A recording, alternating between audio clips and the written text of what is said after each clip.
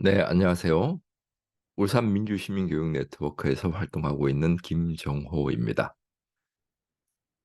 네, 요즘 핫 이슈인데 혹시 모르시는 분도 계실 것 같아서 말씀드리겠습니다. 얼마 전 울산시의회 이성용 시의원이 민주시민교육조를 폐지하겠다는 폐지안을 내놨거든요. 보시면 오른쪽에 보시면 그 시의원들이 이렇게 민주시민교육조를 폐지하겠다 이런 사진 보이시죠? 그리고 왼쪽에는 여기에 맞서서 폐지하면 안 된다라는 학부모 단체, 시민 단체, 그리고 어, 진보 3당, 더불어민주당까지 포함된 야당들의 사진들이 보이실 거예요. 그리고 조례 폐지안 반대 의견이 지금 1,427명과 폐지안 반대 의견 내주신 71건 등 어마어마하게 많은 분들이 반대하고 계세요. 폐지하려는 이유가 있을 거잖아요. 지금 보면 이성용 의원은 첫 번째 이유로 정치적 편향성을 들었어요. 그리고 두 번째 이유로 계획 수립이나 위원회 구성 등이 제대로 시행되지 않고 있다 이런 말 하셨고요. 그리고 뭐 목적도 불분명하다 뭐 이렇게 얘기하는데 거기에 대해서 한번 얘기를 나눠볼까 해요. 지금 보면 뭐 이성용 의원 주장과 이제 민주시민교육 조례 폐지 반대 울산연대회의 주장이 이렇게 나뉘는데 큰 것만 몇 개 보도록 하겠습니다. 요 관련해서 토론이 이루어진다고 해요. 어, 다음 월요일 4월 24일 월요일 오후 2시 울산광역시의회 1층 시민홀에서 저도 패널로 참석합니다. 자, 정치적 편향성의 근거가 뭐냐고 시민단체들이 물으니까 이성용 의원이 뭐라고 대답하셨냐면 자유민주주의라는 헌법 가치가 가장 중도적이다라고 얘기하셨어요. 그러면 민주시민교육조례가 아니고 자유민주시민교육조례였으면 아마 폐지 안 했을 것 같죠. 근데 이게 웃기는 게 지난 2020년 제정된 조례거든요. 이때 당시는 이제 과반 이상이 더불어민주당 시의원들이 점하고 있었는데 그때 국민의힘 고건 시의원도 찬성해가지고 만장일치로 통과됐었다고요. 그때 만장일치로 통과됐을 때는 정치적 편향성이 없었고 지금은 자기들이 이제 22명 중에 21명이나 이렇게 시의원이 있으니까 이때는 정치적 편향적인지 한번 물어봐야 되고요.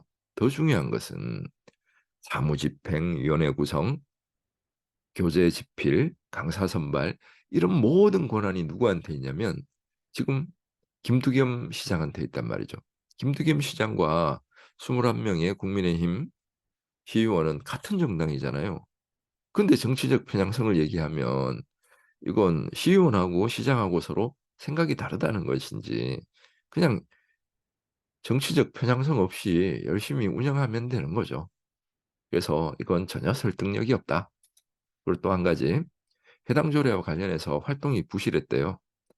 근데 작년에 민주시민교육 강사과정이 울산광역시 민주화운동 기념센터에서 이렇게 열려서 한 20몇 분이 강사교육 과정을 이렇게 수료한 걸로 제가 알고 있어요. 그때 저도 그 강사님들을 교육하는 강사로 이렇게 참여를 했었는데요. 그 일반 시민 입장에서는 이런 민주시민교육 강사 과정이 민주시민교육 조례에 의한 활동인지 아닌지 알 방법이 없잖아요. 그런 일을 하라고 시의원 뽑아놨는데 그 보통 이제 하반기 행정자치위원회 그 행정사무감사라는 게 있습니다. 그 감사에서 지적사항으로 이렇게 지적사항을 냈어야 되는 사안이에요. 근데 그때 지적사항을 냈다는 자료는 없더라고요. 그러면 이 시의원은 뭐 하고 있었냐? 월급 받아가면서 선량한 관리자의 역할을 제대로 수행했냐? 이렇게 시민들이 물어볼 수밖에 없다. 그리고 또 한 가지, 우리가 조례를 없앨라 그러면 이제 정상적인 절차가 있어요. 울산광역시에는 2021년부터 이제 조례 입법 평가라는 조례가 이제 시행되고 있어서 입법평가위원회가 구성이 돼서 이 조례가 제대로 시행이 되고 있는지 문제점은 없는지 폐지해야 될 것인지 말아야 될 것인지 객관적으로 평가해서 이미 현재 14건의 조례가 폐지 공고가 되었습니다. 이런 객관적인 어떤 과정이 있는데 정상적인 과정을 뭐 뛰어넘어 버리고 우리가 전체 시의원 22명 중에 21 명이 우리니까 그냥 우리가 땅땅 쳐서 없애버리겠다 하는 것은 이게 과연 민주적인 것인지, 이런 것을 독재라고 하는 것은 아닌지 한번 생각해 봐야죠.